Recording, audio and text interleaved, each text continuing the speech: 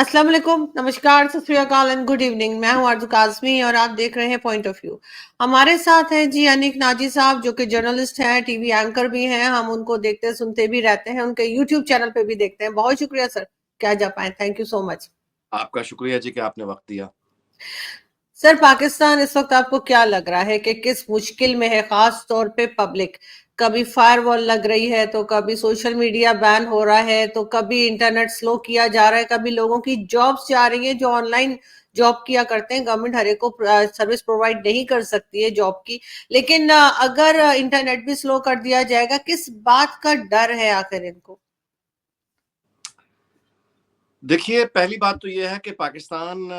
जो है वो एक नेशन स्टेट है बाकी नेशन स्टेट्स की तरह, लेकिन यहाँ पे सिक्योरिटी का जो आप कहिए जो कि हर नेशन स्टेट के पास अपनी सिक्योरिटी के अरेंजमेंट्स होते हैं, लेकिन वो जो स्टेट्स जो कि जिनकी बुनियाद में ही आप यूं कहिए इनसिक्योरिटी हो, आ, वो इनसिक्योरिटी जितनी बड़ी होती चली जाएगी उसकी सिक्योरिटी की मशीन उतनी बड़ी होती चली जाएगी। तो हमारे मुल्क में ज़ाहिर है कि जो इदारे, जो लोग, जो अफराद, जो ग्रुप्स इस मुल्क को चलाते हैं, वो उनके नज़दीक जो उनकी तरजीहात हैं, उसमें सबसे ऊपर आला अरफा जो मकाम हासिल है, वो सिक्योरिटी को, डिफेंस को हासिल है। और अगर आप भी अ, हर मामले को महज दिफाई अंदाज में देखना शुरू कर दें, पूरे सिविलियन सोसाइटी पर अप्लाई कर दें, तो उसका नतीजा बिल्कुल वही निकलेगा जो पाकिस्तान में निकला हुआ है। एक तो ये है, मैंने आपको जो बुनियादी बात की है, ये सिर्फ सोशल मीडिया के हवाले से नहीं है, ये एक पूरा जिसको कहना चाहिए आप, वो फ्रेमवर्क है जिसके अंदर चीजें यानी ऑपरेशनल होती हैं, जिसमें अब आपकी बात है सोशल मीडिया या इंटरनेट का स्लो डाउन हो जाना, इधर आ जाते हैं। यहाँ बात ये है जी कि अगर एक तो ये है कि सोशल मीडिया पे झूठ, फेक न्यूज़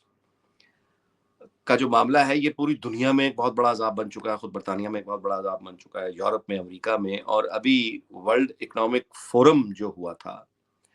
उसके इजलास में ये मुझे एहसन इकबाल साहब ने बताया है, जो वफाकी वजीर है इस वक्त, और मुझे इंटरव्यू देते हुए उन्होंने ऑन द रिकॉर्ड ये बात की है जो मैं आपको बताने लगा हूँ कि वर्ल्ड इकोनॉमिक फोरम का जो इजलास हुआ उसमें वर्ल्ड लीडर्स यानी पूरे थे, तो वहां पे एक क्वेश्चन हुआ कि इस वक्त दुनिया को सबसे ज्यादा खतरा किस चीज से है। तो तमाम लोगों का इस बात पे अक्सरियत का इत्तेफाक हुआ कि सबसे ज्यादा खतरा दुनिया को इस वक्त फेक न्यूज से है, झूठी खबर से है। आप अंदाजा लगाइए कि जिस दुनिया में जंग के शोले भड़क रहे हों, कई मुल्क इस वक्त भी हालत जंग में हैं, न्यूक्लियर ऑप्शन बार बार इस्तेमाल, धमकियां सुनने में मिल रही हैं, तीसरी जंग अजीम की कंस्पिरेसी थ्योरीज भी सर्कुलेट हो रही हैं, उस दुनिया में जहां इस कदर टेंशन है, वहां जो सबसे बड़ा खतरा डिक्लेयर किया जाता है वो एटम बम को नहीं किया जाता, वो तीसरी आलमी जंग को नहीं किया जाता, वो अमेरिकन एम्पायर के यानी क्रम्बल डाउन होने की तरफ नहीं किया जाता, वो मिडिल ईस्ट में भड़कती हुई आग की तरफ उसको कोई नया बड़ी बात नहीं की जाती, बल्कि सबसे बड़ा खतरा झूठी खबरों को बताया जाता है। ये पूरी दुनिया का कंसेंसस है। अच्छा, अब आप इन दोनों चीजों को मिला लीजिए, यानी एक तो पूरी दुनिया का इस बात पर इत्तेफाक कि झूठी खबर और फेक न्यूज से आलमी अमन हो या इलाकाई अमन हो या मुल्की अमन हो या शहर का या मोहल्ले का, हत्ता के किसी घर का, कि यानी उतना खतरा यानी किसी और चीज से नहीं जितना फेक न्यूज से है। ये तो है जेन्युइन एक कंसर्न पूरी दुनिया का। इसको आप थ्रेट को अब जरा डिफेंस की एनक लगा के और उस माइंडसेट से इस खतरे को आप देखिए, तो मैं आपसे गुजारिश करूं कि हमें शुक्र अदा करना चाहिए कि अभी तक इंटरनेट बंद नहीं हो गया, जैसा कि नॉर्थ कोरिया में रहता है। तो यानी ये है बेसिकली इंटरनेट पर पाबंदी की वजह। अब जो मुआशरे एग्जाम्पल्स हमने देखनी है, बरतानिया में मिसाल के तौर पे इस वक्त फेक न्यूज का बाजार गर्म हुआ, जिसके नतीजे में वहां पे रॉयट्स हो गए, फसाद हो गए। एक निहायत हैरत अंगेज जो बात देखने में आई, जो ताज्जुब है सबको, वो ये है कि ایلون مسک نے جو ٹویٹر کا پلیٹ فارم خریدا، جس کو بعد میں اس نے ایکس بنا دیا، اس نے اتنے بڑے جو ایک سوشل میڈیا کا جو اتنا بڑا ایک پلیٹ فارم ہے دنیا بھر میں، اس پلیٹ فارم پہ ایلون مسک جو ہے وہ برطانیہ کے جو جھوٹے اکاؤنٹس تھے اور فسادی لوگ جو آگ لگا رہے تھے، جن کی وجہ سے یہ فساد ہو گئے، ایلون مسک ان لوگوں کے ساتھ کھڑا ہو گیا اور ان کی جھوٹی خبروں کو اس نے آزادی اظہار رائے، فریڈم آف اسپیچ سے جوڑ دیا۔ اچھا، اب جو باتیں دوسری جنگ عظیم کے بعد، ماڈرن نیشن اسٹیٹ کے بعد یونائٹڈ نیشنز میں اگریمنٹ میں ہے، مطلب یہ وہ چیزیں جو آپ جسے انگریزی میں کہتے ہیں نا جی، to reinvent the wheel, پہیے کو دوبارہ سے ایجاد کرنا ہے۔ بھائی یہ پہیے کو دوبارہ سے ایجاد کرنے والی بات ہے۔ اس کی وجہ یہ ہے کہ جھوٹی خبر پر قوانین پہلے سے موجود ہیں، جھوٹے الزام لگانے پر وہ بھی سزائیں یعنی قانون عام طور پہ موجود ہوتے ہیں۔ تو اس کو جیسے کہنا چاہیے نا کہ ان چیزوں پر چلتے ہوئے جو دنیا میں ایک پریکٹس جاری تھی، ایلون مسک نے ان جو اگریڈ پرنسپلز ہیں ان کو بھی توڑ دیا۔ مطلب ٹامی رابنسن ایک اکاؤنٹ، یعنی وہ ایک آدمی چلاتا ہے وہاں پہ، اس کا یہ نام ہے جس نام سے وہ چلاتا ہے، جس نے برطانیہ میں فساد اور نسلی نفرت اور مذہبی بنیادوں پر یوں کہیے اختلاف کو اس نے بہت ہوا دی۔ اور جو ٹویٹر تھا ایلون مسک سے پہلے، یعنی ٹویٹر جو تھا، اس نے اس کے اکاؤنٹ کو بلاک کر دیا تھا، کیونکہ جو ٹویٹر کی جو ٹرمز اینڈ کنڈیشنز تھیں وہ وائلیٹ ہو رہی تھی۔ ڈونلڈ ٹرمپ کا انہوں نے اکاؤنٹ بند کر دیا تھا کیونکہ وہاں سے فیک نیوز، جھوٹی خبریں دے رہا تھا۔ تو یہ تھا وہ سٹینڈرڈ جس پہ ایک اتنا بڑا میڈیا ہاؤس، ایک اس کو کہتے ہیں یعنی ایک پروفیشنل رسپانسبلٹی بھی اس کو کہیے، اور اس کو یہ بھی کہیے کہ یہ کوئی جو سینسرشپ ٹویٹر پہ تھی، یعنی انہوں نے خود سے پیدا نہیں وہ کر دی تھی، وہ ایک کامن ڈیسنسی کا تقاضا ہے کہ بھائی آپ جھوٹا الزام کسی پر نہیں لگا سکتے، مگر سر تو ایلون مسک نے اس کو توڑ دیا۔ میری گزارش سن لیجئے، اس نے وہ فسادی اکاؤنٹ بحال کر دیے، لیکن انگلینڈ نے اس ایپ کو بین نہیں کیا، اس کے باوجود نہیں کیا۔ یعنی اس نے برطانوی وزیر اعظم کو براہ راست اٹیک کیے، نام لے کے مذاق اڑایا، برطانوی حکومت پر تنقید کی، حمزہ یوسف کا نام لے کے تنقید کی، اس کو باقاعدہ اسکم بیگ جیسا لفظ اس کے لیے لکھا۔ اس نے انگلینڈ کو کہا کہ یہ جو کیئر سٹارمر ہے اس کو سوویت یونین بنا رہا ہے، اور یہ بڑے بڑے الزام لگا رہا ہے ایلون مسک۔ لیکن برطانیہ نے اس کو بین نہیں کیا، اس کا جواب دیا۔ اور دوسرا کام کیا کیا کہ جن لوگوں نے فساد پھیلایا انہیں گرفتار کیا۔ تو برطانیہ میں ہم نے یہ دیکھا ہے۔ پاکستان میں جو آپ نے جیسے فرمایا کہ پورا انٹرنیٹ ہی سلو ڈاؤن کر دو، جس کی ٹیکنیکل ریزن بیسیکلی وہ یہ بتاتے ہیں کہ ہمارا بڑا جو سوشل میڈیا ایپس ہیں بیسیکلی یہ سوشل پراکسی پہ چلتی ہیں، اور ہمارا جو دنیا سے جو ہم لیتے ہیں بنیادی طور پہ انٹرنیٹ پہ جو بینڈ ویڈتھ ہے وہ ہماری 40% جس پہ باقی انٹرنیٹ چلتا ہے۔ جب ہم لوکل پراکسیز پر سوشل میڈیا پر بین لگاتے ہیں تو وہ لوگ وی پی این لگا کے وہ سوشل میڈیا دیکھتے ہیں، جس کی وجہ سے وہ سارا ٹریفک جو ہے وہ انٹرنیٹ کی 40% اس پہ چلا جاتا ہے اور وہ چوک ہو جاتا ہے۔ بٹ یہ ایک ٹیکنیکل سی ایکسپلینیشن ہے جو کہ ایکسپرٹس بیان کرتے ہیں، جو کہ میں نے سمجھے بغیر آپ کو بھی آگے بیان کر دی۔ مگر سر یہ سب چیزیں تو ہمارے پرائم منسٹر بھی یوز کرتے ہیں، وہ بھی وی پی این لگا کے ٹویٹس وغیرہ کیا کرتے ہیں، جتنے سرکاری ملازم ہیں وہ بھی کر رہے ہیں۔ لیکن سر آپ کے خیال سے کیا یہی ایک حل ہے فیک نیوز کو روکنے کا کہ آپ پورا کا پورا سوشل میڈیا ہی بین کر دیں پاکستان میں اٹھا کے؟ اور یہ بھی پاکستان والے کر رہے ہیں، یعنی جو کہ اپنے ٹیکسٹ بکس میں ہمیشہ جھوٹ پڑھاتے رہے، پاکستان اسٹڈیز کے نام پہ جو ہم نے اور آپ نے پڑھا ہے وہ ہم جانتے ہیں کہ کتنا سچ اور کتنا جھوٹ ہے۔ نیوز پیپر جب آیا کرتے تھے اور سوشل میڈیا نہیں تھا، فیک نیوز تو تب بھی آیا کرتی تھی، اور دوسرے تیسرے دن شاید اس کی کوئی معذرت بھی آ جایا کرتی تھی۔ لیکن اس طرح سے روک دینا، پورا سوشل میڈیا کو بین کر دینا، لوگوں کی روزگار چلے گئے ان کے انٹرنیٹ ڈاؤن کرنے کی وجہ سے۔ یہ کس بات سے ڈر رہے ہیں؟ اگر کوئی بات سچی باہر آ رہی ہے تو بھی ڈر رہے ہیں، اور اگر کوئی جھوٹی آ رہی ہے تو بھی ڈر رہے ہیں۔ مطلب میں اس بات سے ان کے مجھے نہیں لگتا کہ میں قائل ہو رہی ہوں کہ یہ صرف جھوٹی خبر کی وجہ سے انہوں نے یہ سب کچھ کیا ہے۔ دیکھیے یہ تو میرا خیال ہے کہ جو آپ نے ابھی فرمایا اس پر تو میں ابھی یعنی یہی بولتا رہا ہوں کہ پاکستان یعنی برطانیہ کا جو سارا ماڈل میں نے آپ کو بیان کیا ہے وہ اس کے علاوہ اور کچھ بھی نہیں ہے کہ جن لوگوں نے فساد پھیلایا وہ ان لوگوں کو اریسٹ کر رہے ہیں, عدالتیں ان کو سزائیں دے رہی ہیں. وہی فارمولا ظاہر ہے کہ ہم وہاں سے سیکھ سکتے ہیں. دوسری جو پرابلم ہے وہ اس کے اوپر ابھی اصل میں مسئلہ یہ ہے کہ ایکس کا ایک ہیڈ کوارٹر وہاں موجود ہے. آپ آئرلینڈ میں یا انگلینڈ میں آپ ان کو کورٹ آف لا میں لے جا سکتے ہیں. پاکستان میں ظاہر ہے ان کا کوئی ایسا آفس نہیں ہے کہ آپ یہ کر سکیں.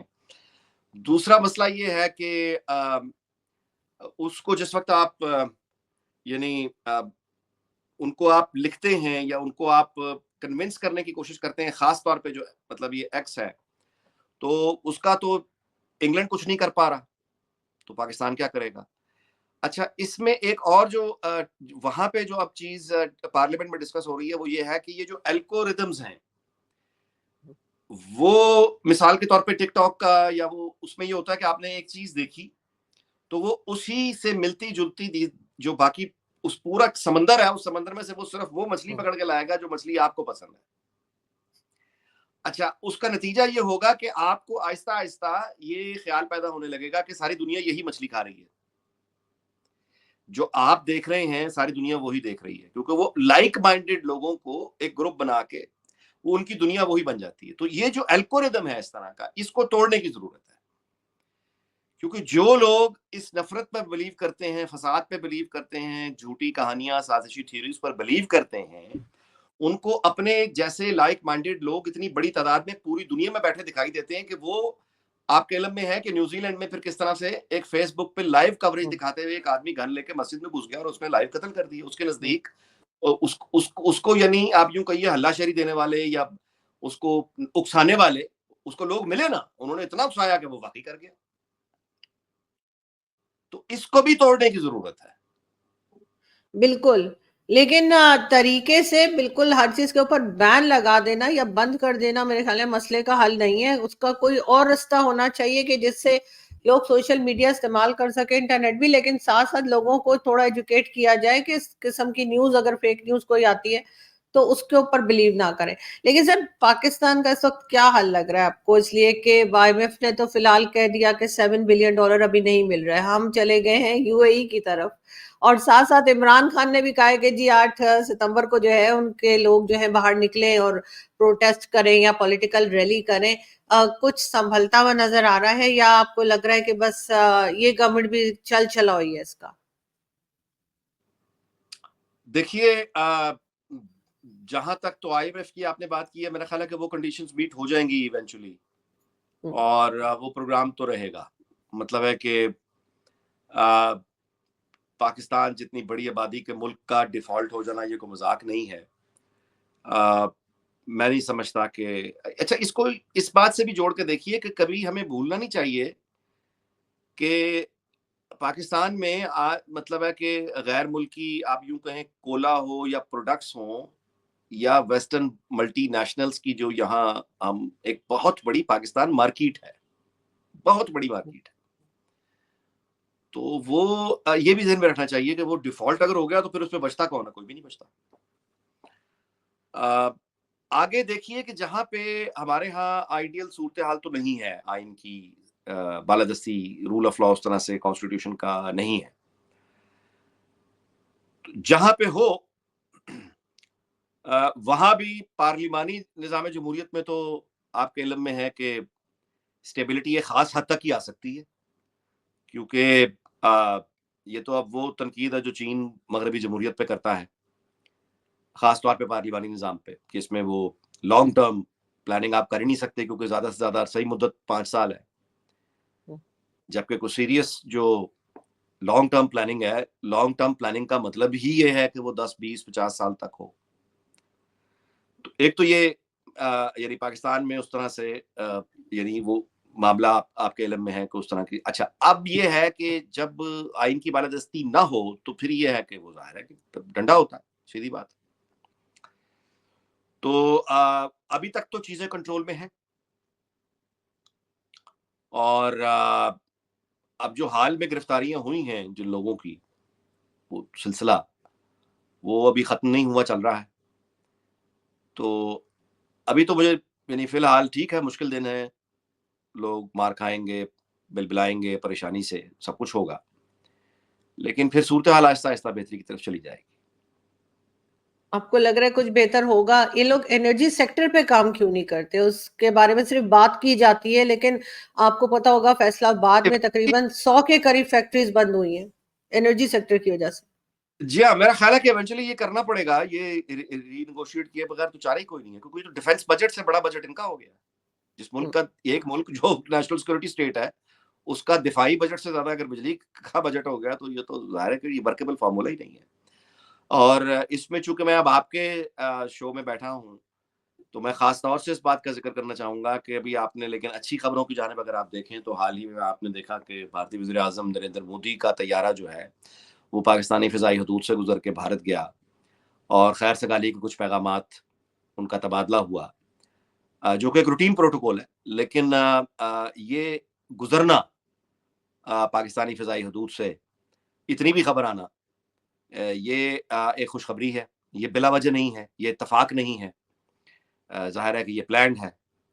اور یہ ایک جسچر ہے, کیونکہ دیکھیں وہ ایک دفعہ یہاں آ چکے ہیں اور وہ اس کا انجام بھی دیکھ چکے ہیں. تو لیکن اب یہ ہے کہ یہ میرا خیال ہے کہ اگر ہم اس طرف چل پڑتے ہیں, یعنی بھارت سے نارملائزیشن کی طرف چل پڑتے ہیں, آرزو ہم نے اپنے جو پاکستان کی خوشحالی کے راستے میں اگر کوئی سب سے بڑی رکاوٹ تاریخ جو ہمیں بتاتی ہے وہ کوئی اور نہیں ہے, ہم خود ہیں.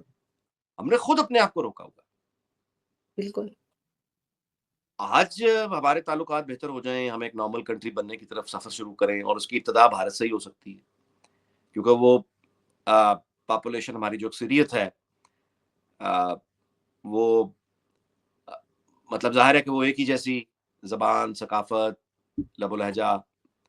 تو وہ پھر آپ سیکھتے ہیں ایک دوسرے سے, اور کاروبار اور معیشت کے لیے بھی ظاہر ہے کہ ہمیں بہت بڑا نہیں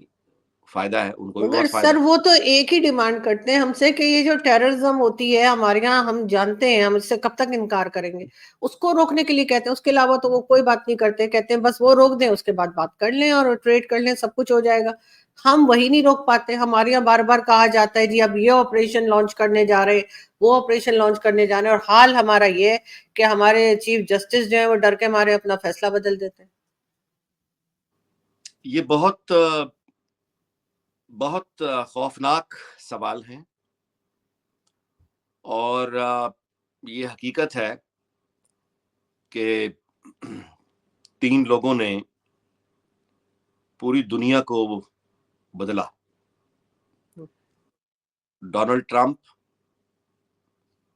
نریندر مودی اور بینجامن نتنیاہو. اور ہمارے ہاں انفارچونیٹلی چونکہ ایکسٹریمزم بہت پہلے سے ہے, ہم تو ایکسٹریمزم کے لیے کسی کی نصیحت کی ضرورت نہیں ہے, ہم تو پہلے ہی اس میں خود کفیل ہیں.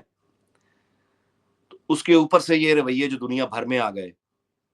اس کا اثر یہاں مزید ہوا. اور اس کو میں اگین آپ سے یہی کہوں گا کہ